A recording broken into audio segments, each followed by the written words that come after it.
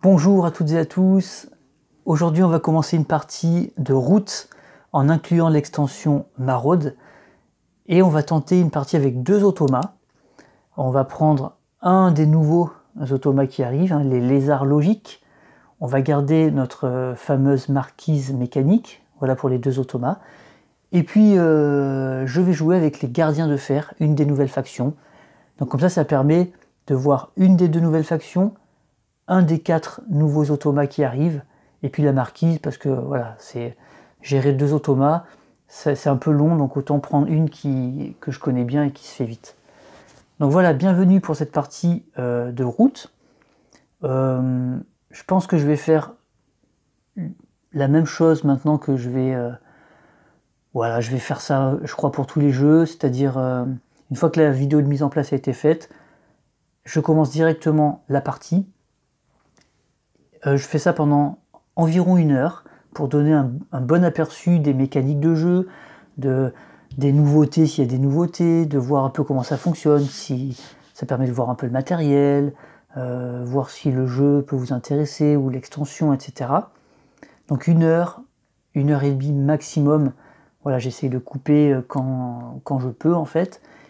Et ensuite, tout le reste de la partie sera dans une seconde vidéo, vraiment pour les gens qui ont envie de voir la fin de la partie, mais je suis bien conscient que sur une vidéo de 4-5 heures, il n'y a quasiment personne qui regarde jusqu'au bout, donc autant voilà, se concentrer sur 1 heure, 1 heure et demie pour bien montrer le jeu. En général, on voit, on sait comment le jeu fonctionne au bout d'1 heure et demie, ou 1 heure, même 1 heure de gameplay. On sait comment le jeu fonctionne, et donc ça peut suffire à beaucoup de monde, donc pourquoi pas faire ça comme ça. Et puis moi j'ai quand même envie de proposer les parties complètes, donc même si plus personne regarde, la partie sera complète quoi qu'il arrive. Donc voilà, allez, si vous aimez le contenu que je propose, merci de laisser un petit pouce, de commenter, de vous abonner bien sûr, pour être au courant de ce qui se passe sur la chaîne. C'est le meilleur moyen pour soutenir, pour aider. Ça prend pas de temps, ça coûte rien. Il n'y a pas de pub, tout ça. C'est vraiment juste un petit clic. Et voilà.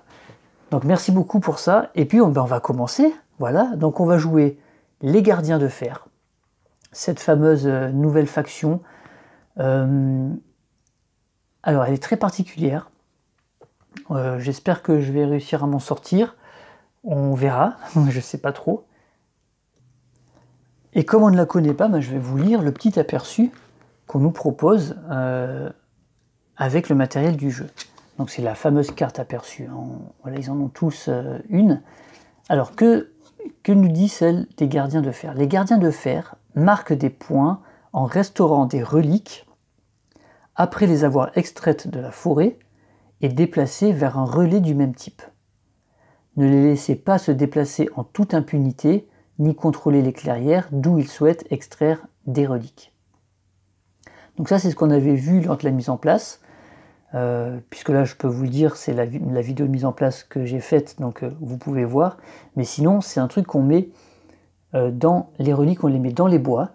Et donc l'idée, ça va être de les extraire depuis une clairière, donc d'aller dans les bois, de les ramener ici. Et ici, il va falloir avoir un relais qui correspond à cette relique pour pouvoir la restaurer et donc la ramener chez nous et marquer des points. Et il va y avoir quelque chose d'important, c'est de contrôler en fait, de vraiment le périmètre, de sécuriser le périmètre autour du bois, parce que ce sont des objets qui sont très, on appelle ça des trophées convoités, et donc ça va être important de contrôler les clairières qui sont adjacentes à ce bois. Voilà, vous allez voir tout à l'heure pourquoi. Et même chose quand on les restaure, ça va être important là par contre de dominer les clairières de la même couleur que celle-là. Voilà. Donc première chose c'est ça, c'est on va chercher, et donc ça sera le moyen pour les gardiens de fer de marquer des points, c'est de ramener des reliques qui ont différentes valeurs et de les collectionner et marquer des points comme ça. Vous allez voir, c'est pas si simple. Ensuite ça nous dit quoi? Ça nous dit... quand la mise au point sera faite, les actions des gardiens dépendent de leur cortège, dont les cartes leur indiquent quelles actions effectuer, à la manière du décret de la canopée, mais sans les obliger à les effectuer, contrairement à ce dernier. Donc même chose que la canopée, on va mettre des cartes qui vont nous permettre de faire des actions, mais cette fois, on ne sera pas obligé de les exécuter. Ces chevaliers dévoués, donc c'est en gras, c'est un mot-clé, ignorent la première perte subie en combat s'ils ont un guerrier et une relique dans la clairière du combat. Ciblez leurs points faibles et portez-leur le coup fatal. Ok, donc une fois qu'on a extrait une relique dans notre clairière, nos soldats qui la défendent, ils disent que nos chevaliers dévoués prennent un dégât de moins. Voilà. Donc ça c'est intéressant, on peut les extraire et puis après les protéger. Et puis voilà, ça c'est pas mal. N'hésitez pas à retirer les reliques sans défense, donc ça il parle pour ceux qui jouent contre nous. Ces trophées convoités vous accorderont de nombreux points. En effet, le joueur qui arrive à détruire une de nos reliques, une fois qu'elle est ramenée sur une clairière, marquera 2 points de victoire, au lieu de 1 en temps normal quand on retire un jeton adverse. Voilà pour les gardiens de fer, donc c'est assez intéressant quand même, cette façon de jouer qui est vraiment différente. Est-ce que j'ai besoin de vous réexpliquer comment fonctionnent les autres factions? Alors la marquise, en solo, elle est un peu différente qu'en multi, puisqu'elle ne gère pas la production de bois et son acheminement. Voilà, normalement il faut gérer ça en solo, donc il faut garder des adjacences et des connexions entre les clairières pour réacheminer le bois pour pouvoir bâtir des bâtiments. Là ce n'est pas le cas, il n'a pas besoin. Par contre, vous voyez qu'il commence la partie, il est quasiment sur tout le plateau, et lui c'est ça sa puissance, c'est qu'il essaye de s'étendre au maximum et de construire des bâtiments, parce que c'est les bâtiments qui lui donnent des points de victoire, donc il va autant que possible construire des bâtiments un peu partout. Et il peut en construire 2 ou 3 par clairière, à chaque fois qu'il y a des emplacements libres, il peut le faire. Peut-être les lézards, on va lire parce qu'elle est moins connue. Alors, regardez un peu comme ils sont beaux. Ils sont en train de vénérer un crâne d'un autre lézard, de leur dieu lézard. Ils sont un peu flippants. Alors, le culte des lézards œuvre à une cause bien plus grande que les querelles qui secouent les bois. Ils marquent des points en construisant des jardins sacrés et en accomplissant des rituels adressés à leur dieu dragon. Ah oui, pardon, c'était un dragon, c'était pas un lézard. Plus ils construisent de jardins de même couleur, plus les rituels qu'ils y accompliront leur rapporteront de points. Bien qu'ils semblent amicaux au premier abord, les disciples du culte vont progressivement se radicaliser et ces acolytes entreprendront des conspirations dans les clairières de Paria, la couleur la plus défaussée durant le dernier tour. Alors ça c'est la particularité de cette faction, c'est qu'en fait elle va récupérer la défausse. Quand on va défausser, on va accumuler nos cartes sur leur plateau de jeu, et puis eux ils vont se servir de ces cartes comme étant en fait les âmes perdues, c'est-à-dire les délaissés. Et donc, comme toute bonne religion qui se respecte, elle essaye de cibler les gens un peu paumés, un peu perdus, un peu influençables. Et donc, ils vont faire la même chose ici. Ils vont récupérer ces cartes-là. Mais attention, parce que ils vont aussi être agressifs avec les acolytes, et on va voir comment ils obtiennent les acolytes. Les jardins du culte répandent la parole de leur Seigneur, attirant les foules de pèlerins. Il suffit qu'ils aient un jardin dans une clairière pour la contrôler. Ça c'est très important. Hein. Normalement c'est une majorité absolue, non, une majorité relative par rapport aux autres. Là, il suffit qu'eux ils aient un jardin et c'est eux qui contrôlent. Dans leurs sermons, les membres du culte prêchent une ardente haine des oiseaux. Les cartes oiseaux ne comptent pas comme des jokers pour leur rituel. Bon, ça, pour l'automa, on s'en fout. Bien qu'il soit tentant d'arrêter le culte par les armes, leurs acolytes obtiennent toujours vengeance sur leurs adversaires. Lorsqu'un guerrier du culte est retiré en étant défenseur en combat, le culte gagne un nouvel acolyte. Et c'est ça qui est fort, c'est que lui, il va de temps en temps attaquer, mais souvent il va se faire attaquer, parce qu'il va être emmerdant. Et on va vouloir retirer ses jardins de chez nous, Et s'il a des soldats, il faut d'abord tuer ses soldats. Mais c'est pas vraiment des guerriers en fait, eux. Hein. C'est un peu des pèlerins. Donc là, on tue des pèlerins. Donc ils sont martyrs. Donc ils deviennent des acolytes. Et puis finalement, ils vont se radicaliser. Et quand ils seront assez nombreux, ils vont lancer une croisade et c'est eux qui vont attaquer. Donc c'est vraiment très intéressant le gameplay. Il est différent vraiment des autres factions, comme souvent, comme toujours en fait dans ce jeu, qui est assez exceptionnel. Alors, on a un peu planté le décor. J'ai fait la mise en place un peu différente. J'ai mis mon plateau joueur ici, pour l'avoir sous les yeux. J'ai mis mes cartes, ma main de cartes là-haut. Peut-être que je vais même enlever le paquet de cartes ici. Comme ça, je vais mettre mes cartes ici, vous les verrez quasiment tout le temps. Et puis, j'ai mis les plateaux joueurs des automates ici, parce que de toute façon, vous n'avez pas besoin de les voir, parce que ça ne montre aucune information intéressante. Et moi, j'ai besoin de les lire régulièrement, parce que c'est écrit tout petit. Et comme les actions sont toujours différentes, ça évite de faire trop de conneries. Et puis, je me demande si je ne vais pas placer la cam ici. Ah, c'est compliqué quand même. On n'arrivera pas à voir tout le plateau. Hein. Et moi, j'aime pas filmer en zénithal. Donc, tant pis, on verra comme ça. Je vous montrerai de toute façon. Hein. Bon, je vais laisser comme ça et puis je vous montrerai régulièrement s'il y a des choses à voir. Donc, nous, on n'oublie pas qu'on a 4 soldats ici. Donc, évidemment, vous ne les voyez pas. Voilà. Hop, on a 4 soldats dans cette clairière ici. C'est un peu notre zone de départ finalement. Voilà, je vais le mettre là. Je vais même peut-être je vais reculer un petit peu la table, comme j'avais fait pour Mosaïque. J'avance un peu le plateau dans le vide. Voilà, j'avais fait ça pour Mosaïque, ça marchait pas trop mal. Voilà, de toute façon ça va manquer. C'est trop grand, hein, c'est trop grand.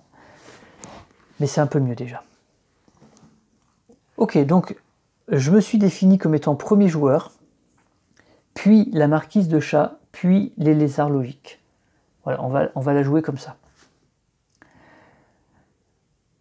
Alors, tout simplement, on va commencer par l'aurore. Donc, on se rappelle hein, qu'un tour de jeu comporte 3 phases.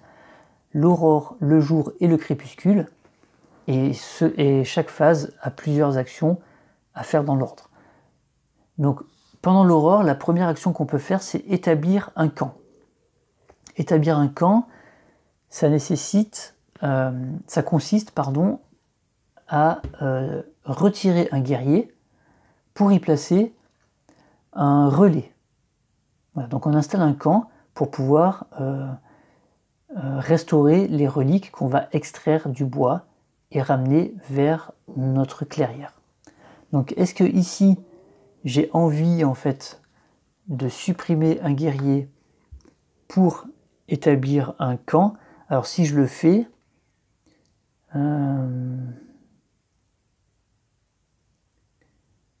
donc là ici on a une relique bijou et ici on a une relique tablette. Et là-haut on a une relique statuette. Donc déjà on a 3 reliques différentes qui sont adjacentes. Ça c'est vraiment, je les ai mises au hasard. Ça aurait été bien que ce soit les mêmes, mais c'est pas le cas. Donc on pourrait éventuellement peut-être, je réfléchis déjà, le jeu n'a pas commencé, je suis déjà en train de réfléchir. Parce que, alors j'ai pas fait de partie complète, hein, mais j'ai quand même fait un début de partie avec les gardiens, et donc je connais la problématique. Et effectivement, dès le début, il faut planifier un petit peu ce qu'on veut faire. Je vais vous expliquer pourquoi. Parce que si je veux extraire, par exemple, cette tablette, je dois avoir dans une clairière adjacente, enfin non, pas forcément, mais c'est mieux d'avoir à un moment donné un relais qui va pouvoir restaurer les tablettes. Donc tant qu'à faire, on essaye rapidement d'extraire et de restaurer.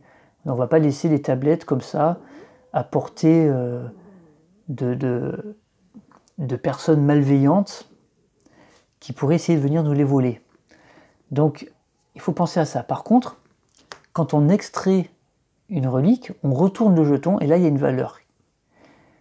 Et cette valeur, elle indique le nombre de clairières adjacentes à ce bois qu'il faut contrôler pour ne pas subir des pénalités. Donc je préciserai, enfin on verra plus en détail tout à l'heure, mais du coup, ça veut dire que on va pas extraire tout de suite. On pourrait dire, ah ben tout de suite, je vais combattre lui, et puis je vais extraire ça. Non, parce que là, je contrôle qu'une clairière adjacente. Et il y a très peu de chances qu'il y ait un plus 1 ici. En fait, il y a une chance sur 4 qu'il y ait un plus 1. Sinon, il peut y avoir un 2, et il peut y avoir 2 fois un 3. Donc ça veut dire que si on veut assurer le coup, il faut au moins contrôler 3 clairières autour de ce bois. C'est ce que je disais tout à l'heure, ou dans la mise en place, je ne sais plus, dans tout à l'heure en début de vidéo, quand j'ai expliqué un petit peu la faction. Il faut vraiment sécuriser ce bois pour pouvoir extraire cette relique qui a... c'est normal, hein, c'est quelque chose qui a une valeur inestimable. Et donc ils essayent de protéger au maximum, voilà, tout autour pour la retirer en sécurité.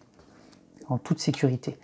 Donc voilà pourquoi on ne va pas prendre le risque. Donc, d'abord, on va peut-être essayer de s'étendre ici et ici pour contrôler ces 2 clairières avant d'envisager d'établir un camp. Donc je ne vais pas le faire. La deuxième action, c'est de lever le camp. Là, c'est l'action inverse, c'est-à-dire que on enlève notre relais et on remet un guerrier à la place. C'est-à-dire, une fois qu'on a nettoyé la zone, ben, on enlève le camp et on se déplace et on va chercher les autres. Et la troisième action, donc là je ne fais rien non plus, la troisième action de l'aurore, c'est de recruter. Alors, on peut recruter, pour ça, il faut dépenser des cartes. Alors, je vous rappelle que j'ai une main de cartes qui est là-haut, donc j'ai une carte lapin, une carte souris et une carte renard. Mais on peut recruter uniquement dans les endroits où on a un relais. Alors, est-ce que ça n'aurait pas été intelligent de faire d'abord un relais pour pouvoir recruter rapidement? Peut-être que oui. Donc du coup, c'est ce que je vais faire. Je rétropédale, je reviens à la première étape. Établissez un camp. Je vais peut-être le faire finalement tout de suite. Admettons, j'envisage de prendre d'abord cette relique, ici. Puisque là, c'est une clairière un bois, qui a 3 clairières adjacentes, et j'en contrôle déjà 2. C'était ma mise en place, hein, souvenez-vous. Donc il suffirait de contrôler celle-là pour être sûr de sécuriser la zone et d'être rassuré. Donc on va partir du fait que la première relique qu'on va vouloir extraire puis restaurer, ça va être le bijou. Donc on va créer un relais qui restaure des bijoux. Alors vous voyez pas très bien, voilà. Un relais qui restaure des bijoux. Donc pour ça, je retire un soldat d'ici et je mets un relais bijoux. Il faut noter que cette clairière, elle n'a qu'un seul emplacement de bâtiment, donc plus rien ne pourra être construit ici tant que celui-ci n'est pas détruit. Donc voilà, finalement je fais ça. Et donc maintenant je vais recruter. Comme j'ai un relais dans une clairière de lapins, là où habitent les lapins, c'est un habitat lapin, je peux défausser une carte lapin que j'avais dans ma main pour y recruter 2 guerriers ici. Et cette carte, elle n'est pas défaussée puisque les lézards sont dans le jeu, elles vont sur leur plateau et elles vont remplir leur pile des âmes perdues. C'est ce qu'on disait tout à l'heure, c'est que ces lapins-là, je les ai défaussés, c'est-à-dire que j'ai pas interagi avec eux. Vous voyez, en fait, la thématique de ce jeu, en plus du combat qui fait rage entre les factions dans le sous-bois pour la domination de la forêt, c'est qu'il y a des clairières et il y a des peuples qui vivent. Il y a les lapins, les renards et les souris. Dans une clairière lapin, je peux interagir avec les lapins. Donc là, il se trouve que bon, c'était une carte qui peut en plus nous permettre de construire un objet, mais c'est une carte, vous voyez, je l'ai défaussée plutôt que de leur demander un service, soit de prendre un café avec eux, soit parfois ça peut être des cartes avec des effets permanents. Donc là j'ai préféré la défausser, donc en fait je les ai ignorés en fait. Je leur ai mis un vent au lapin. Et donc du coup, ils se retrouvent comme des âmes perdues. Et donc le culte du lézard va en profiter pour essayer de les recruter, de les manipuler et de les convertir à leur religion. Dire, ah oui, vous voyez, eux, les chevaliers là, ils pensent qu'à leur relique, ils n'en ont rien à foutre de vous, mais nous, on va prendre soin de vous et on aime les gens.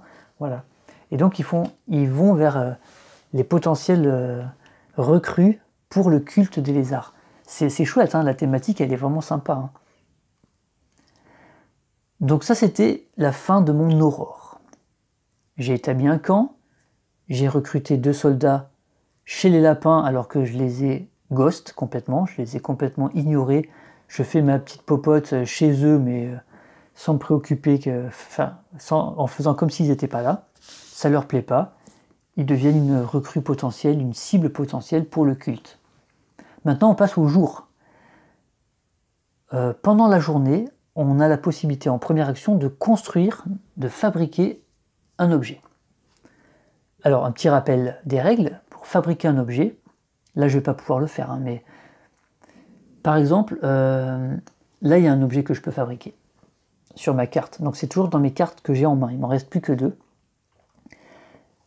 Par exemple, on peut demander une protection payante à nos amis les renards. Vous voyez ? Protection payante à nos amis les renards. On voit bien que là, il y a un petit personnage qui donne de l'or à un renard pour se faire protéger, en fait. Hein. Donc c'est cet objet qui est là, vous voyez, c'est l'or, en fait. Voilà. L'or, pour gagner le jeton or, et gagner 3 points de victoire, en défaussant cette carte, on peut construire ça. Voilà. Donc en gros, pour ça, il faut avoir des objets, des ateliers de fabrication. Alors je ne sais plus comment ils appellent ça. C'est plus les ateliers, c'est les pièces de fabrication, parce que c'est pas toujours les mêmes objets évidemment. Les pièces de fabrication. Mais en fait, malgré le fait que ce soit une carte renard, il faut que j'ai des pièces de fabrication dans 2 clairières lapins. En fait, voilà. C'est un petit peu comme si les lapins faisaient un peu l'intermédiaire. Enfin bref, c'est un peu bizarre à expliquer, mais en gros, il aurait fallu que j'ai 2 relais, puisque moi, mes pièces de fabrication, c'est mes relais, c'est mes seuls bâtiments, que j'ai 2 relais dans des clairières lapins pour pouvoir défausser cette carte, gagner l'objet en pièces d'or et les 3 points de victoire. Voilà. Donc là, je ne peux pas le faire. Et après, il y a d'autres types d'objets qui sont des objets permanents. Là, c'est un service. C'est les décodeurs, les souris. Si je construis cet objet, donc si j'avais un atelier dans une clairière, enfin pas un atelier, un relais dans une clairière souris, je pourrais défausser cette carte. Pas la défausser du coup, parce que celle-là je la garde, c'est un effet permanent, pour avoir les décodeurs. Et donc on demande un service à nos amis les souris. Vous voyez, elles sont en train de déchiffrer des parchemins. Et une fois que j'ai ça, pendant toute la partie, une fois par jour, donc par jour c'est pendant la phase de jour, je peux regarder la main d'un autre joueur. Voilà, c'est un peu comme des espions. On demande un service à nos amis souris et elles nous ramènent des informations. Voilà, et ça c'est un objet permanent. Donc voilà comment on fabrique les objets. C'est quelque chose qui, selon les factions, va être très utile. Selon d'autres factions, va être moins utile. Par exemple, pour notre faction à nous, on ne va pas le faire souvent, parce qu'on n'a que 3 pièces de fabrication, puisqu'on n'a que 3 relais, et elles seront très rarement toutes les 3 en même temps sur le plateau, et on aura rarement l'opportunité d'avoir au bon moment la pièce où il faut pour fabriquer un objet. Donc si jamais ça arrive, on va faire l'objet. Si ça n'arrive pas, bah tant pis, c'est pas notre objectif. Voilà. On n'est pas une faction qui est basée sur la fabrication d'objets. Voilà, donc on le fera de manière opportuniste. Par contre, s'il y a un service permanent qui est vraiment intéressant, là on va peut-être essayer de le faire. Là, pour le coup, décodeur en mode solo, bah, ça sert à rien. Les automates n'ont pas de main, donc là, voilà. Et puis celle-ci, avoir 2 relais dans 2 clairières lapins en même temps, ça va quasiment jamais arriver avec notre faction. Donc on ne va pas fabriquer d'objets. Ensuite, la deuxième action qu'on peut faire lors de la phase de jour, ben c'est justement notre série d'actions grâce à notre cortège. Alors vous ne voyez pas bien, vous êtes un peu loin évidemment.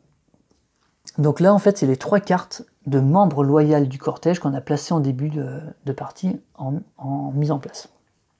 Chacune va permettre de réaliser une des actions qui est dessous. Alors, la première colonne, c'est pour faire un déplacement. Et comme le plateau de la dynastie de la canopée, ça va dépendre de la couleur de la carte qui est au-dessus. Par exemple, là, c'est un déplacement à partir d'une clairière de la couleur de la carte qu'on utilise. Là, il se trouve que nos membres loyaux, ce sont des cartes oiseaux, donc ce sont des jokers, donc on peut le faire dans toutes les clairières. Mais en gros, ça veut dire que là, je peux me déplacer depuis n'importe quelle clairière. Ensuite, je dois combattre si il y a possibilité de combattre, hein, puis je peux extraire une relique dans la clairière dans laquelle j'ai combattu et pour laquelle j'utilise la carte. Et enfin, je peux soit me déplacer encore, soit restaurer la relique que j'ai extraite, je sais plus, que j'ai extraite, à condition d'avoir un relais du bon type, du même type que la relique. Et donc on va planifier un petit peu ce qu'on veut faire, mais c'est beaucoup moins contraignant que le décret de la dynastie de la canopée, puisque pour eux, il fallait absolument faire l'action, donc dès qu'on ne pouvait plus le faire, on avait une grosse pénalité.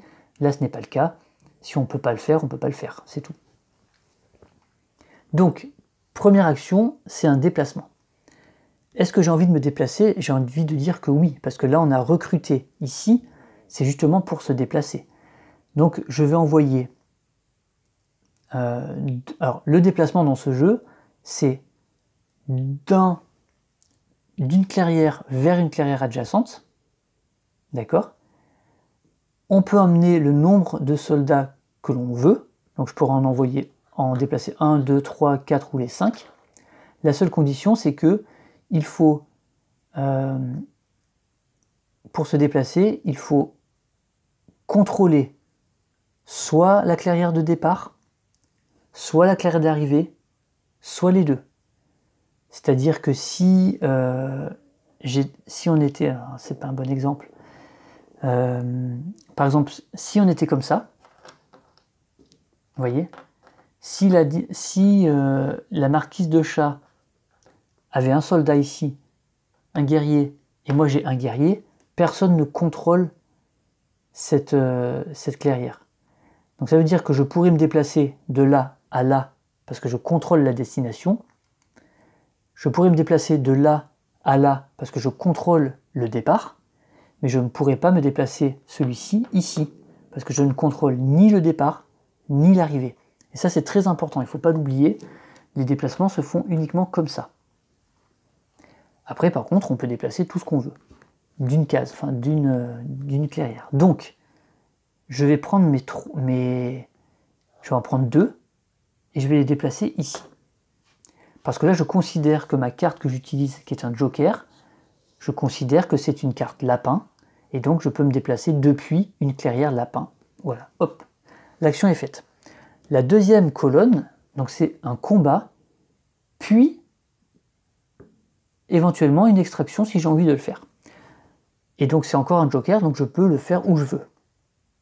Donc vous avez bien compris que le but du jeu, ça va être de mettre ici le plus de cartes oiseaux pour être le plus flexible possible. Et en même temps, les retirer des autres joueurs,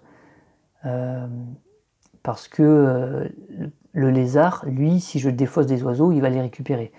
Donc je préfère les avoir moi. plutôt que lui.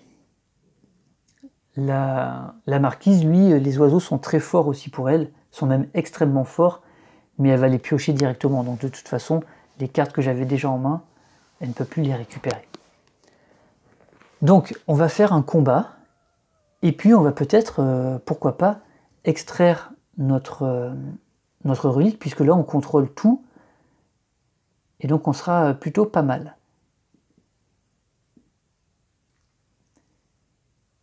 Donc là j'ai 4 soldats, j'ai 4 guerriers contre 1, donc on va combattre là-bas. Donc on va considérer que notre oiseau... Ah oui mais non. Non ça va pas parce que si je extrais ici, ma relique elle va être ici, puisque c'est eux qui l'ont extraite, mais ma restauration elle est ici. Donc il faut que je combatte ici. Ouais donc j'aurais dû déplacer que un soldat en fait, c'est pas grave. Il faut que je combatte ici pour pouvoir après la restaurer d'ici en fait. Donc je considère que ma carte oiseau pour le combat est une carte lapin, et donc on va se focaliser ici. Donc premièrement, un combat. Est-ce que je rappelle comment fonctionnent les combats dans Route? Oui, je peux le faire rapidement. C'est tellement simple. On commence par choisir un adversaire. Bon, là, il n'y en a qu'un. On va essayer de dégommer ce chat-là. Parce que, mine de rien, j'aime pas trop son regard. Je sais pas si vous voyez ce que je veux dire. On a vraiment l'impression que c'est un vrai chat qui va nous planter un couteau dans le dos. Donc on choisit un adversaire, je choisis les chats, donc nous sommes l'attaquant, la marquise et le défenseur. On lance 2 dés. Ce sont des dés 10, je crois. 1, 2, 3, 4, 5, 6, 7, 8. Oui, ce sont des dés 10 qui ont des valeurs de 0 à 3. D'accord? Je lance les 2 dés. Donc c'est 2 dés de la même couleur. Parce qu'en fait, ce sont les valeurs qui vont déterminer. La plus haute valeur va correspondre aux dégâts infligés par l'attaquant, la plus faible valeur aux dégâts infligés par le défenseur. D'accord? Donc le défenseur ne pourra jamais faire plus de dégâts que l'attaquant, sauf cas exceptionnel. Donc là on obtient 3-2. Donc moi, 3, pas de problème, il n'a qu'une pièce, donc je le dégomme, bim. Mais lui, il a fait un 2, ça veut dire qu'il riposte. Mais il ne va pas faire 2 dégâts puisqu'il est tout seul. Il y a une limite maximum, on ne peut pas faire plus de dégâts que le nombre de guerriers engagés dans la bataille. Donc quoi qu'il arrive, ce chat ne peut faire qu'un seul dégât. Donc finalement le 3-2, moi je lui élimine sa pièce, lui il m'en élimine une. Et donc je suis toujours, je domine toujours, je contrôle toujours cette clairière, c'est parfait pour moi. Je vais laisser les dés là-bas. Voilà. Donc, on a fait le combat. Maintenant, on peut extraire toujours depuis cette clairière, hein, je rappelle. Donc on va le faire, et pour ça, on va révéler ce jeton. On va regarder la valeur qu'il y a derrière. Là, je ne prends aucun risque parce que je contrôle les 3 clairières, puisque j'ai plus, là j'ai 4 contre 1, là j'ai 2 contre 1, et là je suis tout seul. Donc je contrôle les 3 clairières. Donc si jamais il y a un 3 ici, ça veut dire que, on va regarder, hop, ben c'est un 3 justement.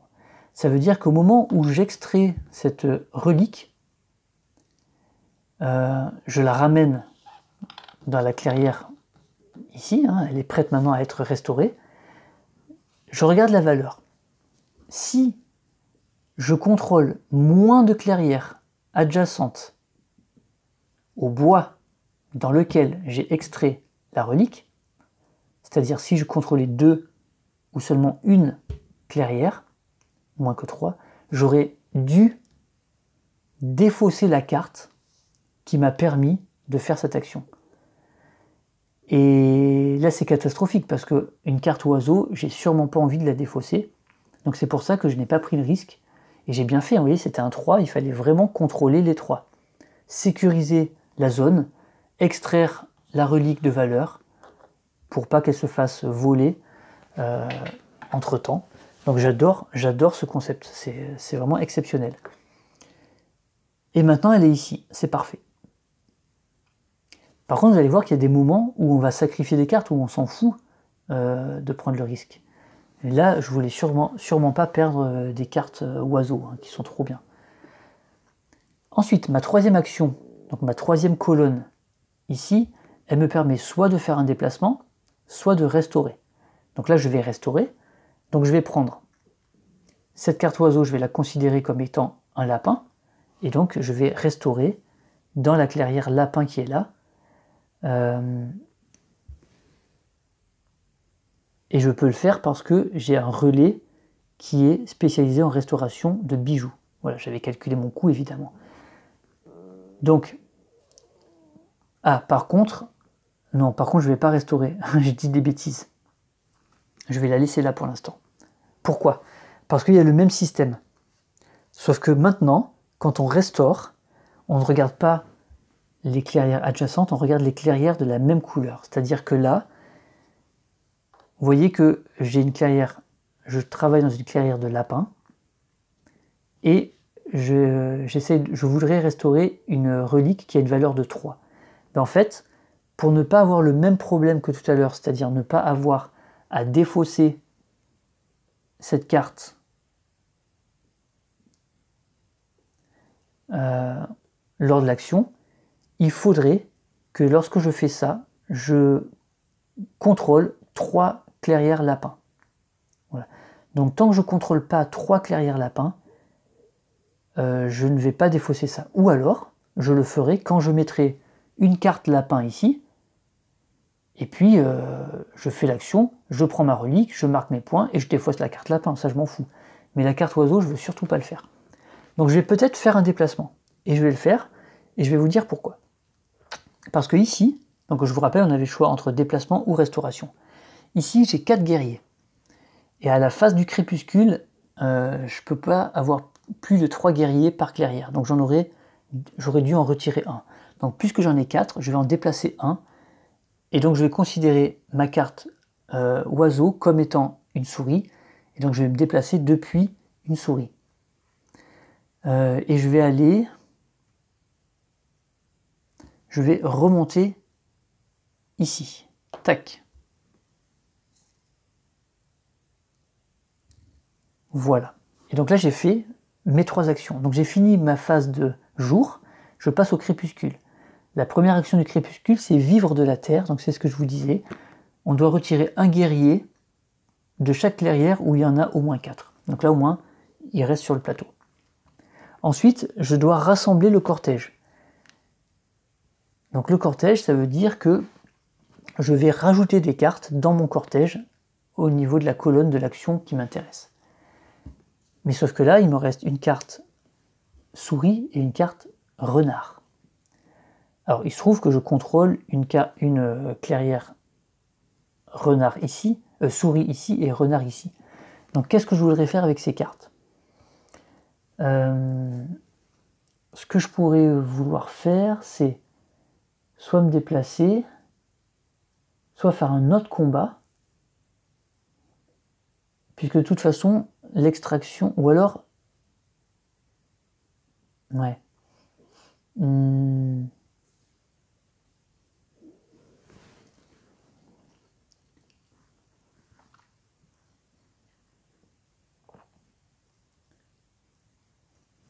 Ouais, peut-être un autre combat, faire une autre extraction.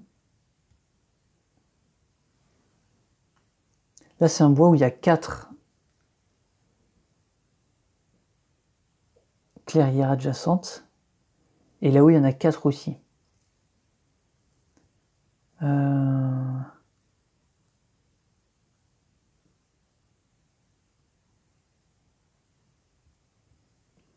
Alors, qu'est-ce que j'ai envie de faire? Sachant que je peux mettre autant de cartes que je veux pendant mon tour, tant que j'ai pas atteint une limite de 10 ici. Alors, est-ce que j'aurais pas envie d'essayer de mettre que des oiseaux? Est-ce que ça serait pas ça la stratégie gagnante? Parce que je ne sais pas, hein, j'ai pas assez de recul sur cette faction, je la connais pas. Puisqu'on est limité à 10, j'ai pas vu l'information comme quoi, une fois qu'on était à 10, on pouvait défausser et remplacer des cartes. Parce que si c'est pas le cas, autant mettre que des oiseaux, comme ça je suis très flexible.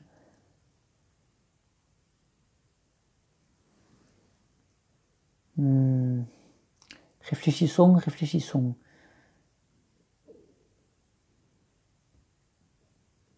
Parce que là, je pourrais même pas recruter en plus, à moins d'établir un camp chez les renards ou chez les souris.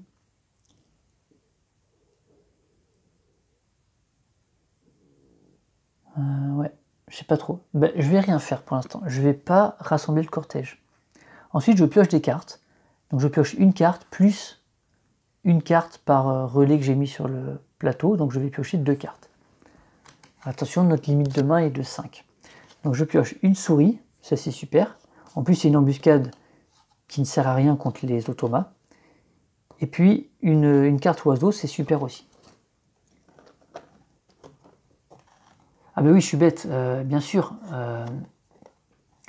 Si on a 10 cartes, si on n'a pas des cartes oiseaux, on peut les défausser. C'est pour ça qu'on ne les remplace pas, bien sûr. Donc ça m'intéresse. Et là, j'ai fini mon tour. Voilà, et donc, c'est au joueur suivant de jouer. Et donc, c'est à la canopée, non, c'est à la marquise de jouer.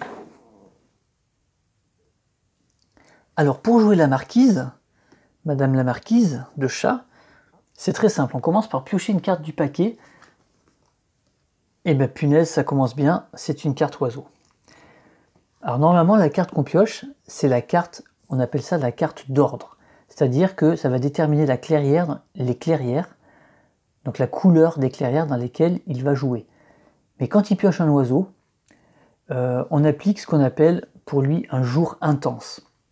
En gros, il va faire, plutôt que de faire ces actions qui sont là, il va faire des actions qui sont là, qui sont beaucoup plus fortes. Il va plus limiter à des couleurs, il va aller dans toutes les clairières.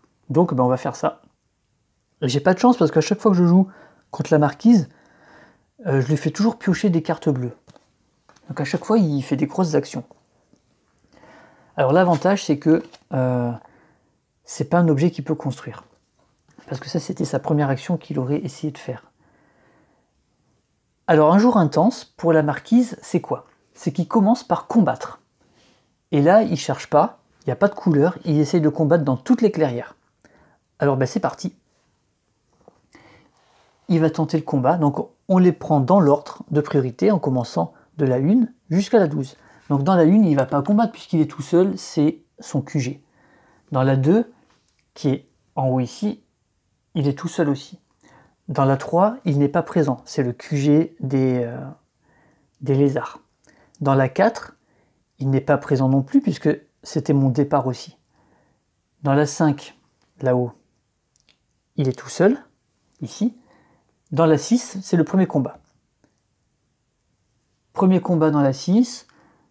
Alors là, il n'y a pas d'ambiguïté puisqu'il n'a qu'un adversaire. Sinon, il chercherait l'adversaire qui a le plus de pièces, donc le plus implanté.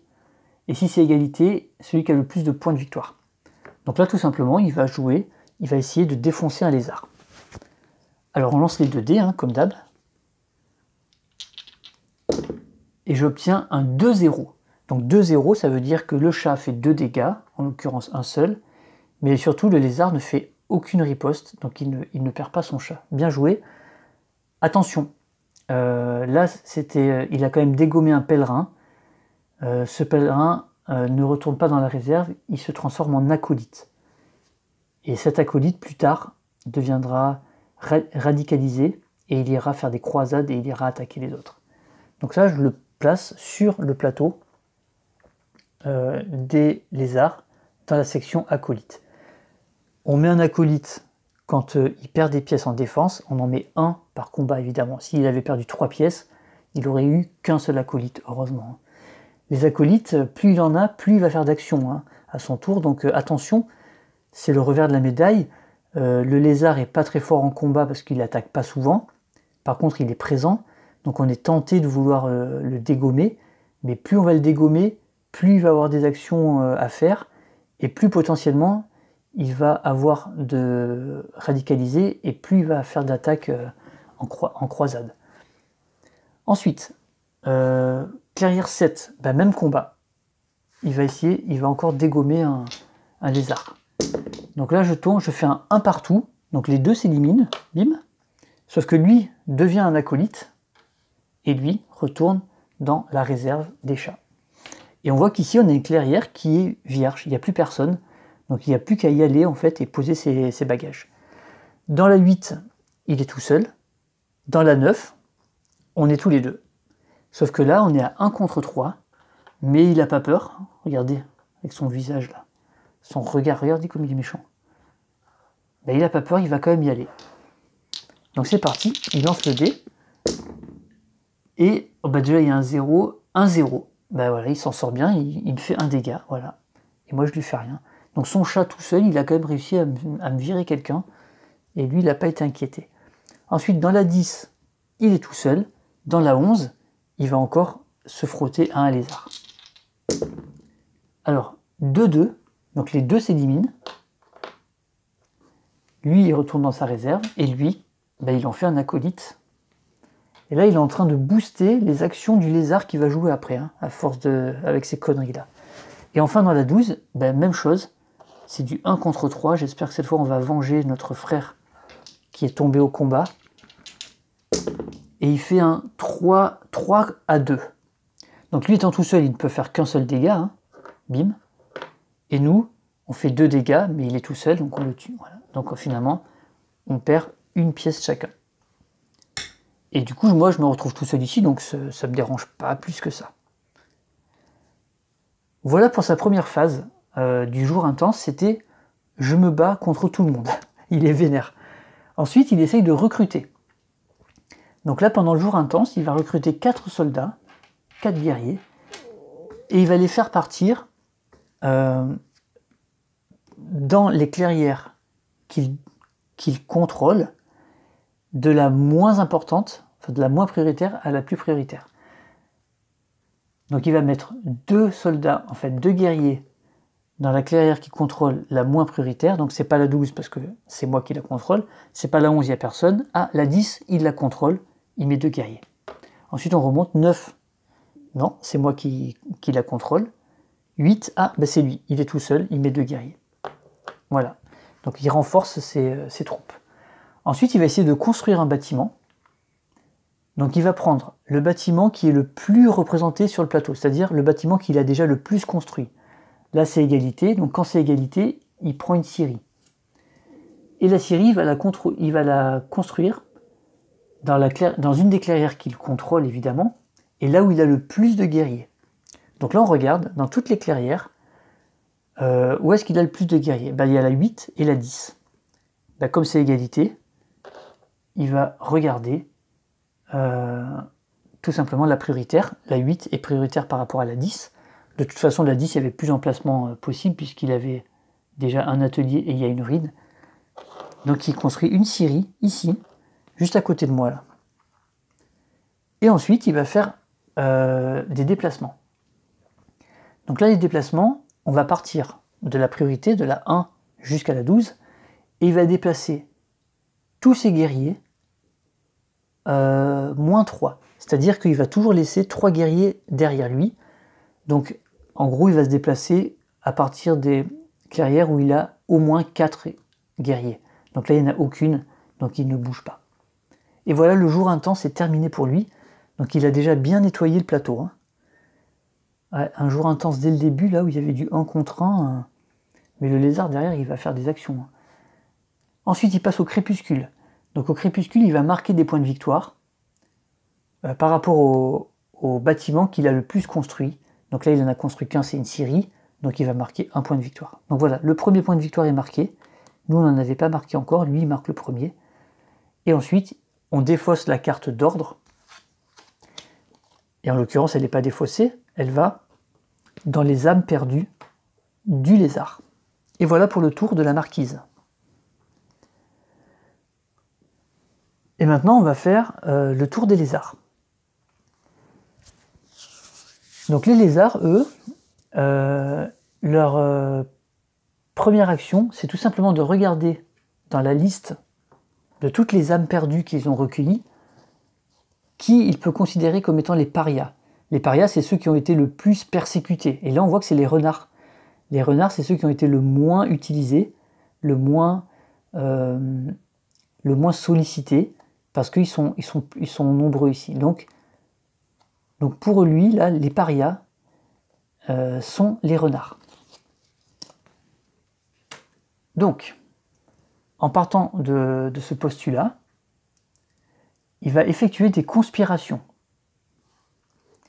dans les clairières ordonnées, c'est-à-dire dans les clairières de sa carte d'ordre qui est renard.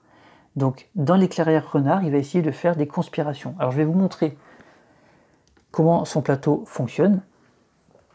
Donc ici, c'est tous les acolytes qu'il a recrutés, hein, tous les pèlerins qui se sont fait tuer innocemment, ils sont devenus des acolytes. Et pour chaque acolyte, il va faire une action, une conspiration. Donc là, en mise en place, il nous avait mis au sanctuaire pour pouvoir redémarrer au début. Donc pour le premier acolyte, première conspiration, il va essayer de faire une conversion. Il va essayer de convertir, quelqu'un à sa cause. D'accord? Et donc, il va essayer de le faire dans une clairière renard. Alors, on regarde les clairières renard. Donc, on en a une qui est là-haut, chez les chats. Il y a un renard ici. Ensuite, vous avez un renard tout à droite, ici, un habitat renard. Vous en avez un tout en bas, et un juste au-dessus. D'accord? Donc, ça veut dire que si on regarde les deux, toutes les clairières de renard, le seul adversaire présent, c'est moi. Les lézards, qu'est-ce que je dis? Les deux, on a bien les deux adversaires présents, puisqu'on a les chats et moi. Donc il va devoir définir entre nous deux. Parce que s'il y avait plus de joueurs, par exemple, il y aurait des joueurs qui ne seraient pas présents. Là, il se trouve qu'on n'est que 3, donc il n'a que 2 adversaires. Donc très souvent, on sera tous les deux présents. Quand il y a égalité, on va chercher la cible de l'adversaire en premier. Il prend celui qui a le plus de points de victoire. C'est la marquise de chat, puisqu'elle a marqué un point tout à l'heure. Ça, c'est très logique, puisque quand on joue les renards, quand on joue les lézards, je m'en sors plus avec tous ces animaux, quand on joue les lézards, effectivement, on va essayer de cibler le joueur qui est en tête. Parce que c'est son mode de fonctionnement, c'est son jeu qui est comme ça. Et donc lui, il fait pareil. Donc il va cibler les chats. Donc nous, là, on a un petit peu de répit pour l'instant, tant qu'on n'est pas en tête du classement. Ensuite, les chats, ils sont dans trois clairières renards. Dans la 1, dans la 6 et dans la 8. Donc pour ça, il va regarder, pour départager, celle où il y a le plus de bâtiments adverses. Donc dans la 1, il y a un bâtiment, il y a la Syrie. Dans la 6, il n'y en a pas. Et dans la 8, il y a un bâtiment, il y a une Syrie aussi. Donc là, il y a égalité. On le départage avec l'ordre de priorité, donc il va aller là-haut. Donc il va faire son action de conversion ici. Et la conversion, c'est quoi? Tout simplement, il va remplacer un guerrier adverse par un guerrier à lui. Voilà. C'est vraiment, hop, il s'embête pas, c'est cadeau, c'est gratuit. Et là où c'est la force du lézard, c'est que vous voyez, le lézard, il a des pièces uniquement dans le coin ici. Et pourtant, il est allé placer un guerrier là-bas parce qu'il a converti. En fait, l'action des lézards, elle ne se fait pas par ses soldats, par ses guerriers, elle se fait par la population. Et dans la population là-bas, il y a des renards. C'est une religion, donc ça se fait tout seul, ça se fait en sous-marin. Et petit à petit, il y a des gens qui adhèrent à cette religion. Et là, on a l'impression de voir Civilisation 6, par exemple, où petit à petit, il y a une influence qui se fait et la population se convertit petit à petit au fur et à mesure, toute seule. Et donc là, c'est ce qui s'est passé. Et il fera la même chose quand il va implanter ses jardins. À un moment, il va mettre des jardins à différents endroits, alors que c'est pas... Enfin voilà, lui, il peut vraiment jouer sans les connexions, il s'en fout complètement. D'ailleurs, il ne se déplace pas. Le lézard, il n'a pas d'action de déplacement. Donc c'est assez marrant quand même. Ok. Donc ça, c'était sa première action. Et ça lui a utilisé donc un acolyte qui est venu... qui a permis de convertir ici. Il en a encore 2. Donc maintenant, il va essayer de faire une croisade. En fait, il alterne. Hein. Conversion, croisade, et enfin sanctuaire. Sanctuaire, c'est là où il va essayer de mettre un jardin. Donc la croisade. Alors croisade, qu'est-ce qu'il fait? Croisade, il essaye d'aller combattre. Mais donc dans une clairière toujours renard, hein, puisque là on parle des clairières renards, mais il faut qu'il ait au moins 2 guerriers. Là, ce n'est pas le cas. Il n'y a aucun endroit où il a 2 guerriers lézards. Donc il ne va pas faire la croisade, donc il ne va pas dépenser d'acolyte, il va tout simplement avancer son jeton, et donc il va, comme il sait qu'il a vu qu'il n'avait pas assez de guerriers, eh ben, il va essayer de convertir à nouveau. Et donc il va encore continuer il va encore choisir le joueur, donc il va encore choisir les chats, puisque c'est toujours eux qui sont en tête. Il va encore choisir la clairière, là où il y a le plus de bâtiments. Donc il va encore avoir le choix entre le 1 et le 8. Et comme c'est le 1 qui est encore prioritaire, et bien encore une fois, il va remplacer. Et donc cette clairière renard là-bas, où il y avait des chats, ils ont été convertis au culte du lézard. Et donc il n'y a plus aucun chat là-bas. Ouais, ça c'est fort, hein, parce que là maintenant il va pouvoir attaquer, et il va pouvoir défoncer sa scierie. Vous voyez comment il joue, lui, c'est vraiment, c'est pernicieux, quoi. Petit à petit, il sort là, on ne sait pas pourquoi, et bim, il élimine les guerriers, puisqu'il les a convertis, et du coup il va pouvoir attaquer directement les bâtiments, alors que normalement il faut d'abord tuer les guerriers avant d'attaquer les bâtiments. Donc c'est très bien joué.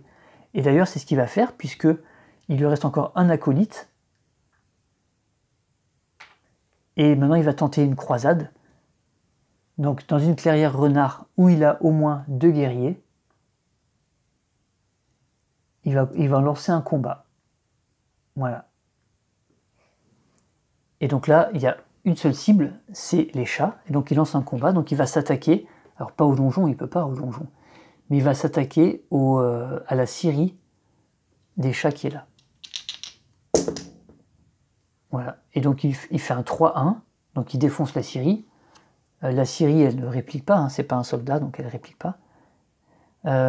Et donc ça retourne ici, et comme il a détruit un bâtiment, il gagne un point de victoire.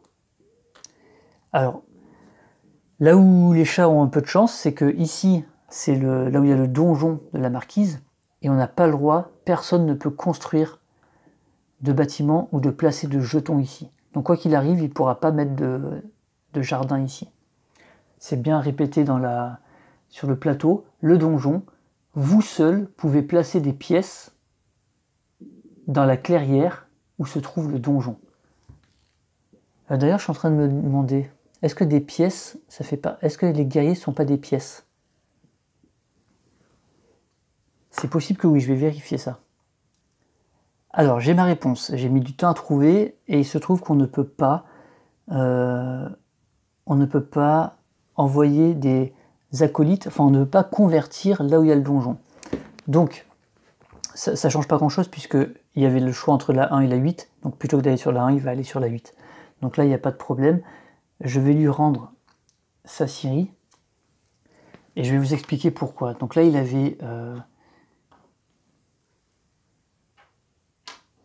2 guerriers, je crois, puisque j'ai converti les 2. Hein. Voilà. Donc la fois d'avant, donc si on récapitule, il devait essayer de convertir dans des clairières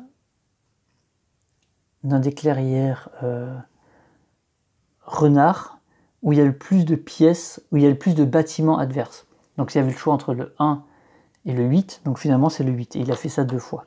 Donc je remplace 2 chats par 2 lézards, donc c'est pas la même chose, évidemment. Et donc après, il allait faire la croisade. Donc là, je vais faire la croisade, et je vous explique après pourquoi ce point de règle était un petit peu délicat.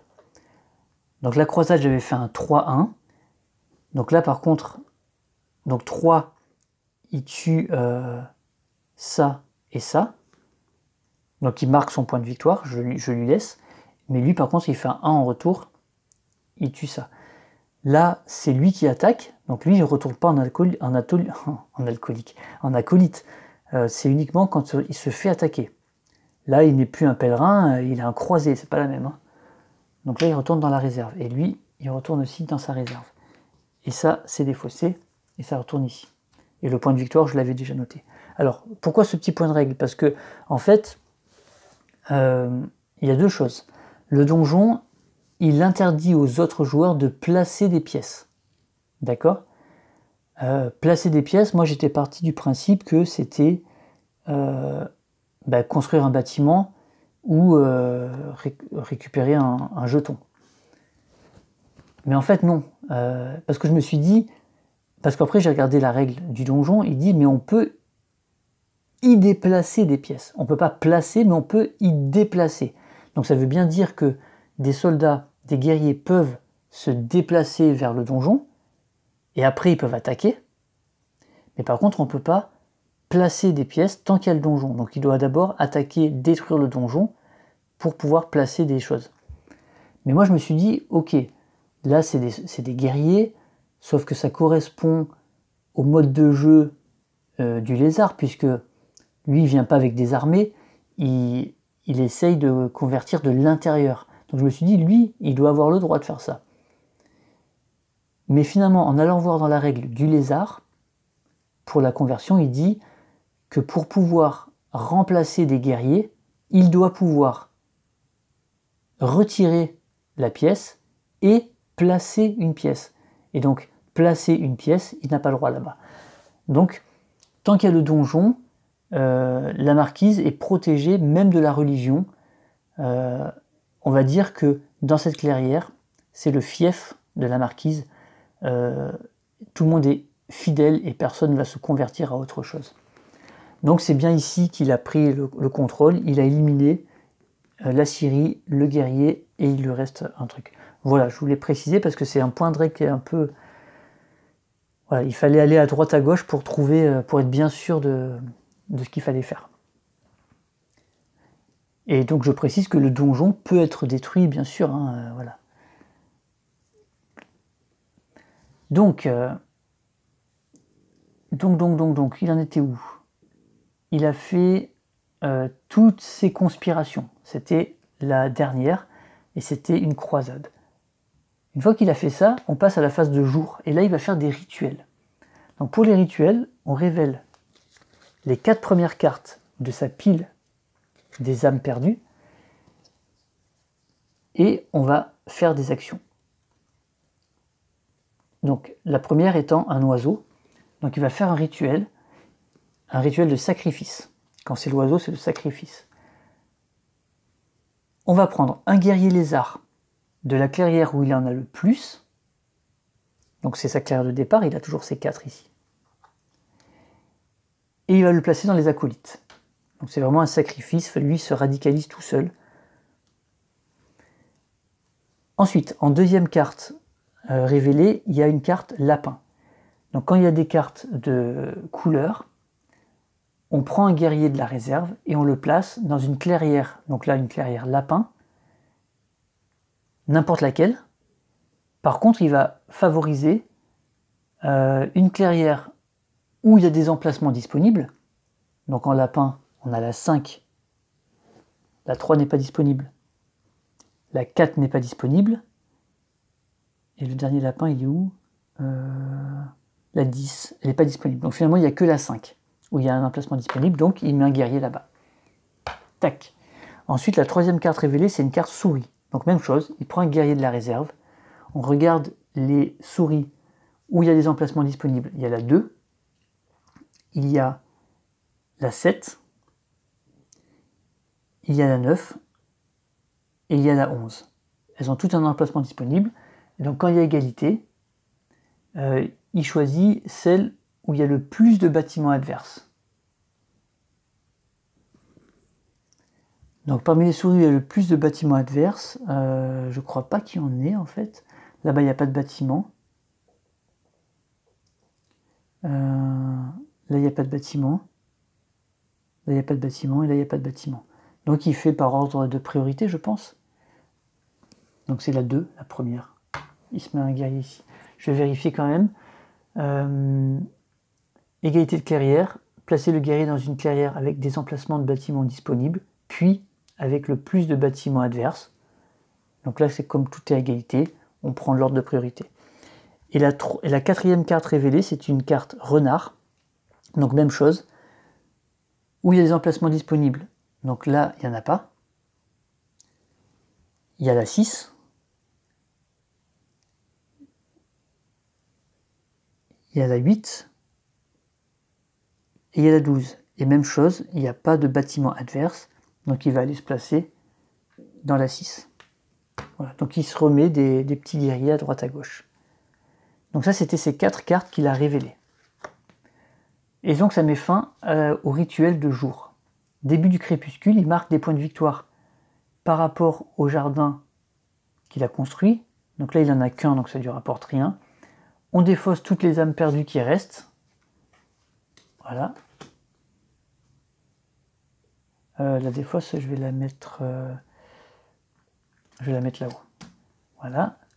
Ensuite, on reprend les cartes, les 4 cartes qu'on a révélées, et on les repose sur les âmes perdues, pour qu'il en ait toujours un petit peu. Et puis, on pioche une carte et on voit s'il arrive à fabriquer un objet. Non. C'est une embuscade, ça ne se fabrique pas. Donc, elle n'est pas défaussée, elle va directement sur ses âmes perdues. Et voilà, le tour du lézard est terminé. Donc là, on a fait un tour de jeu pour tout le monde. Et je pense que je vais arrêter la vidéo ici, ou alors on fait encore un tour. On peut peut-être faire encore un tour. Allez, on fait encore un tour chacun. Donc, c'est à nous de jouer. Qu'est-ce qu'on va faire? On établit un camp dans un premier temps. Donc je vais réfléchir un petit peu à ce que je veux faire. Bon, je vais essayer un truc. Je vais établir un camp ici. Donc je vais enlever ce soldat et je vais le remplacer par un relais. Et je vais prendre un relais. Donc les relais sont recto verso en fait. Il y a, vous voyez, il y a statuette ici et bijou ici. Ça veut dire que si on a déjà placé un bijou, on peut remettre un bijou. Et c'est ce que je vais faire. Pourquoi? Parce qu'en fait, celui-ci, je vais le supprimer. Pour ma deuxième action, je vais lever le camp ici. J'enlève ce bijou. Hop. Et je gagne un guerrier. Quoique, je pourrais le laisser en fait. Pour l'instant. Ça me ferait piocher plus de cartes. Non, je vais le laisser pour l'instant. Parce qu'en fait, ici, on est au centre de plusieurs bois. Vous voyez, il y en avait un ici, mais il y en a un là, un là, un là et un là. Et il se trouve qu'il y a 2 bijoux là qui sont adjacents. Donc pourquoi pas récupérer ces bijoux, les amener tous ici, les extraire et puis les restaurer avec celui-là. Ça pourrait être pas mal. Je pense qu'il faut peut-être un moment, il faut y aller, même si on perd des cartes. Il ne faut pas trop attendre de vouloir tout sécuriser. Si on peut le faire, on le fait, mais sinon on va perdre trop de temps en fait. Il faut marquer des points. Donc j'ai établi un camp ici, j'ai retiré un soldat. Je garde celui-là ici, et je vais recruter par contre. Je vais recruter chez mon ami Lapin. Donc là, il y a un... Ça permet aussi de mettre des relais, de pouvoir recruter. Par exemple ici, j'ai un relais chez les lapins. Donc je défausse une carte lapin, qui va dans les âmes perdues, pour placer 2 guerriers. Parce que c'est 2 guerriers à chaque fois. Et je vais faire la même chose ici. Maintenant que j'ai un relais ici, chez les renards, lui, je l'ignore complètement, il va chez les âmes perdues, et je place 2 guerriers ici. Voilà, donc je peux faire ça autant que je veux en fait. Tant que je dépense des cartes, je peux placer des bonhommes. Il faut par contre que j'ai des relais. Mais j'aurais pu placer, si j'avais 5 cartes renards, j'aurais pu placer 10 soldats ici. Rien ne m'aurait empêché de le faire. Ensuite, on passe à la phase de jour. Fabrication. Est-ce que je fabrique un objet?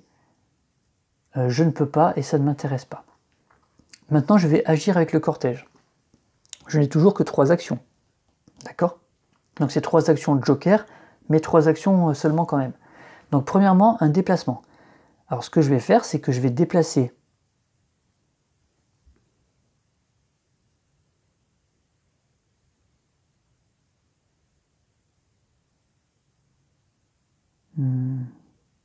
Comment?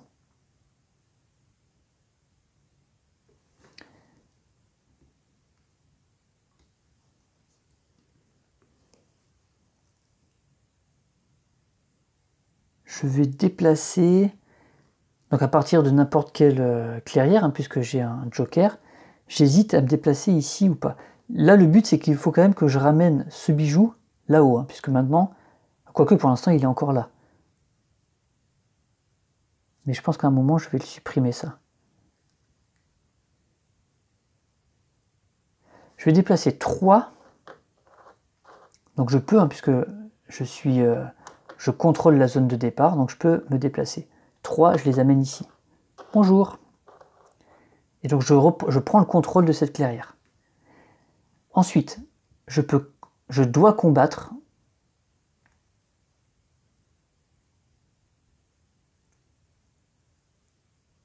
Et je peux extraire. Et je vais le faire en fait. Je vais utiliser cette carte oiseau, alors vous ne la voyez pas, pour désigner cette clairière ici. Je l'utilise comme étant un renard. Et du coup, je vais combattre est-ce que je suis obligé? Oui, je suis obligé de combattre si je veux faire l'action.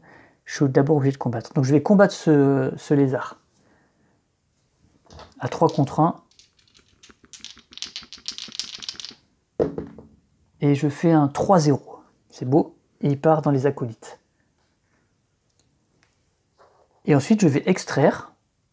Et ben, je vais extraire cette tablette qui est là. Et là, il n'y a aucun risque puisque je contrôle 3 clairières adjacentes à ce bois. Donc même si c'est un 3, c'est bon pour moi. C'est un 2. Et elle vient ici. Donc maintenant, j'ai une tablette ici. Un bijou ici. Ensuite, pour ma troisième action, c'est déplacement ou restauration. Alors, on se rappelle que pour restaurer,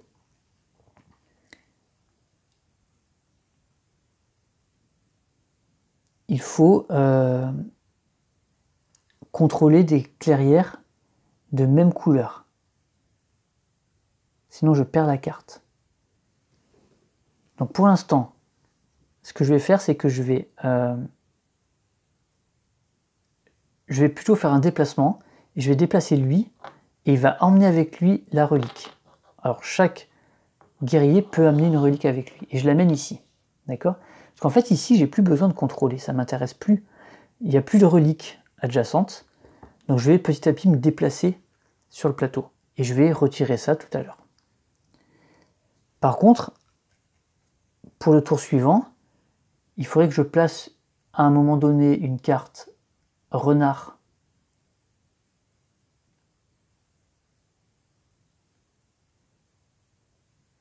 pour pouvoir la perdre, parce que là je contrôle que deux clairières renard, et si j'en veux une troisième, il faut aller loin, soit là-haut, soit tout à droite. Donc je pense que je vais perdre cette carte de toute façon. Donc on verra ça tout à l'heure. J'ai terminé, on passe au crépuscule. Alors zut, par contre là j'ai pas pensé à ça. Vivre de la terre, je dois supprimer, ils sont 4. Bon bah tant pis, de toute façon il a amené la relique, hein, ça servait à ça. Ouais, donc du coup c'était con, j'aurais pu le faire ici. Quitte à perdre une carte, j'aurais pu le faire ici, c'était pareil. Bon, tant pis. J'ai pas réfléchi assez longtemps. Je vais pas prendre trop de temps non plus en vidéo parce que sinon la partie va durer encore 5 heures. Ensuite on rassemble le cortège. Donc là c'est pareil, on met des cartes. Donc je pourrais mettre une carte oiseau. Là je vais piocher 3 cartes à ce tour-là. Donc est-ce que je mets une carte oiseau à un endroit de combat ou à un déplacement? Avoir plus de déplacement, c'est bien aussi. Je vais mettre la carte oiseau dans le déplacement. Et la carte souris,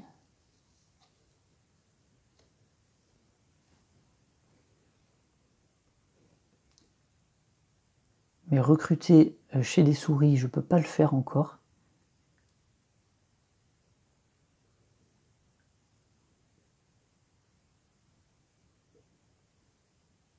Bah, si je pourrais établir un camp là-bas. Et après, du coup, recruter une souris là-bas. Ouais, je vais peut-être faire ça. Ok, donc j'ai maintenant 3 cartes à piocher.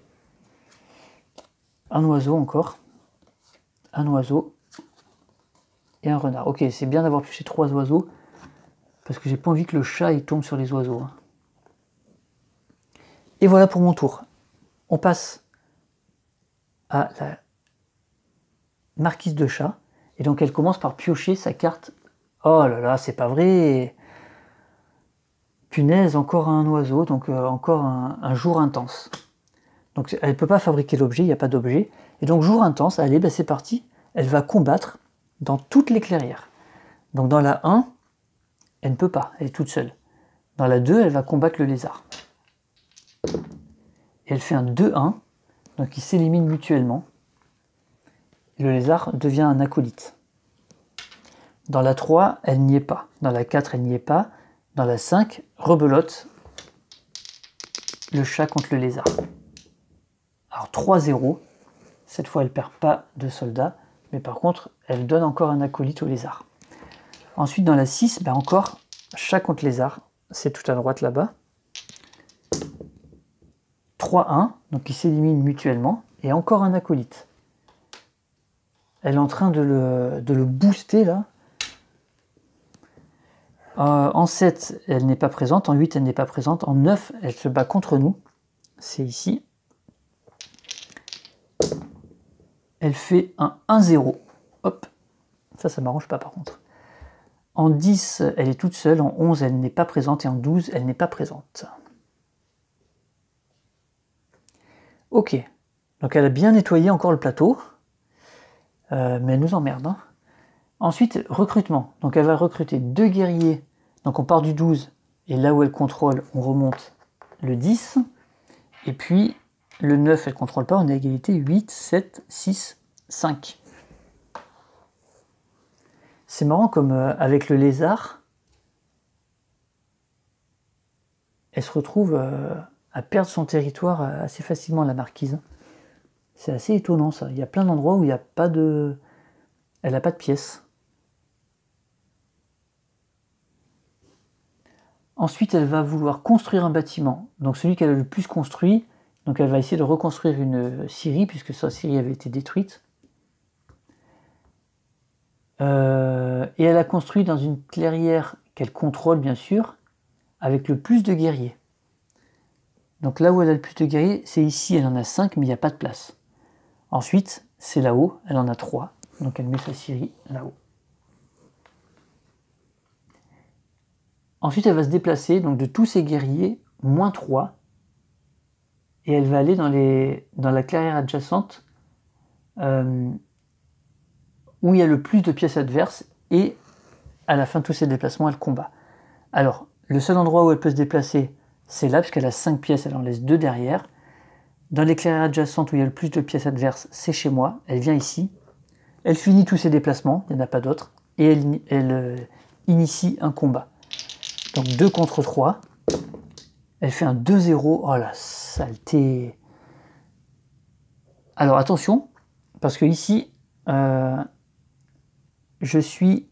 sont des chevaliers dévoués, ils défendent corps et âme la relique qu'ils ont sortie, donc il y a une touche qui n'est pas prise, donc c'est finalement que 1-0. Et ça m'arrange. Hein. Enfin, j'aurais bien aimé lui en éliminer un quand même, mais... Ok, bon ben... Tendu, hein. Donc c'est fin de jour pour elle. Elle marque un point de victoire, un malheureux point de victoire pour sa scierie. Moi, j'ai toujours pas marqué de point. Mais bon, j'ai 2 reliques en attente, là, ça va faire 5. Je vais marquer 5 d'un coup, donc... Et puis, elle défausse la carte d'ordre qu'elle met dans les âmes perdues du lézard. Et le lézard, justement, c'est à lui de jouer, donc on va regarder parmi les âmes perdues, et on regarde. Alors, il y a 2 oiseaux, il y a 2 lapins, il y a 2 souris, et il y a 2 renards. Ok, donc il y a bien 2 renards, 2 souris, 2 lapins, et 2 oiseaux. Quand il y a égalité pour la première place, c'est les oiseaux qui gagnent.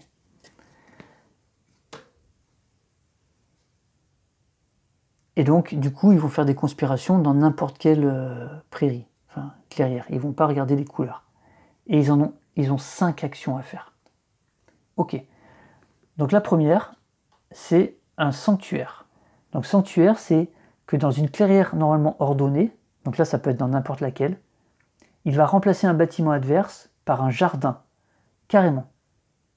Donc du coup, il va considérer tous les joueurs, hein, puisque on est tous présents, et donc il va prendre celui qui a le plus de points. Donc il va essayer de convertir un bâtiment de la marquise. Et dans quelle clairière il va aller? Là où elle a le moins de guerriers adverses. Donc là où elle a le moins de guerriers. Donc là-bas il peut pas, de toute façon il y a le donjon. Donc là où elle a un bâtiment et le moins de guerriers, ben, finalement il n'y a qu'un seul emplacement. C'est... Ah non, il y a le 5 et le 10. Et donc ben, du coup, en priorité, elle va aller sur le 5. Donc il prend, le 5 c'est un lapin, donc il prend un jardin lapin, et il remplace par un bâtiment. Alors je sais pas si... il dit pas quel bâtiment. Remplacer un bâtiment adverse par un jardin de cette couleur.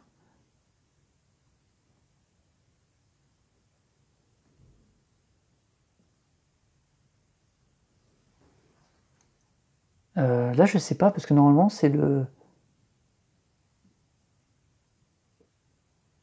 Normalement c'est celui qui défend qui choisit quel bâtiment. Donc logiquement, la marquise, elle donnerait celui qu'elle possède le moins. C'est ce qui semblerait logique. Et voici un acolyte utilisé. Ensuite, il va essayer de convertir. Donc, cette fois dans n'importe quelle clairière, il va remplacer un guerrier par un à lui. Donc, il va encore remplacer un guerrier de la marquise. Et il va le faire dans la clairière où elle a le plus de bâtiments. Là, c'est à égalité. Donc, il ne peut pas le faire dans le 1, on a vu. Donc, ça va être le 5 encore. Donc là, il convertit un guerrier. Hop. Ensuite, il va essayer de faire une croisade. Il ne peut pas, il n'a pas assez. Donc, il va essayer une nouvelle conversion. Et donc, encore une fois, la marquise, puisqu'elle a plus de points que lui, là où elle a le plus de bâtiments, ben, c'est encore là-bas. Ensuite, il va tenter une croisade. Donc cette fois, il peut. La croisade, il a 2 lézards. Et donc il va attaquer le joueur qui a le plus de points. Mais là, de toute façon, il attaque là-bas. Donc il fait un 1-0 uniquement. Donc il élimine ça. Et ensuite, sa dernière action, il va refaire un sanctuaire. Donc il va encore choisir la marquise, puisqu'elle est toujours devant. Et la clairière où elle a le moins de guerriers, pour remplacer, et ben, tout simplement, là-bas, hein, c'est simple. Hein. Elle n'a plus de guerriers ici.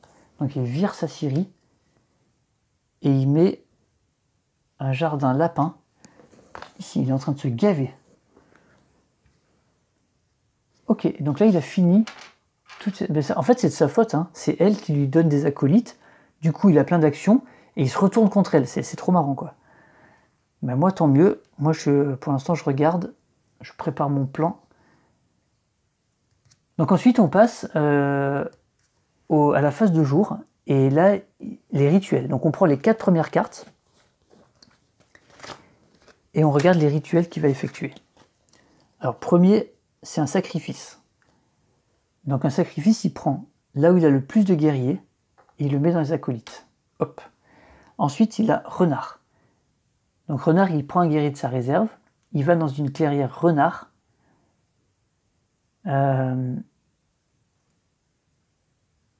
Donc placer dans une clairière renard. Donc égalité de clairière, placer le guerrier dans une clairière avec des emplacements de bâtiments. Donc renard où il y a des emplacements, là c'est pas bon. La 6 c'est bon. La 8 c'est bon. Et la 12 c'est pas bon. Donc il a le choix entre 6 et 8. Ensuite, là où il y a le plus de bâtiments adverses, c'est égalité. Il n'y a ni bâtiment ni là ni là. Donc il va dans la prioritaire. Et si il la contrôle, il y place directement un jardin. Bim. Je ne sais pas si tout à l'heure j'ai pas oublié de faire ça, mais en tout cas, il fait ça. Ensuite, lapin, ben, il fait la même chose. Il prend un guerrier, il essaye de mettre dans les lapins où il y a des emplacements. Donc la 5, c'est pas possible. La 3, c'est pas possible. La 10, c'est pas possible non plus. Et la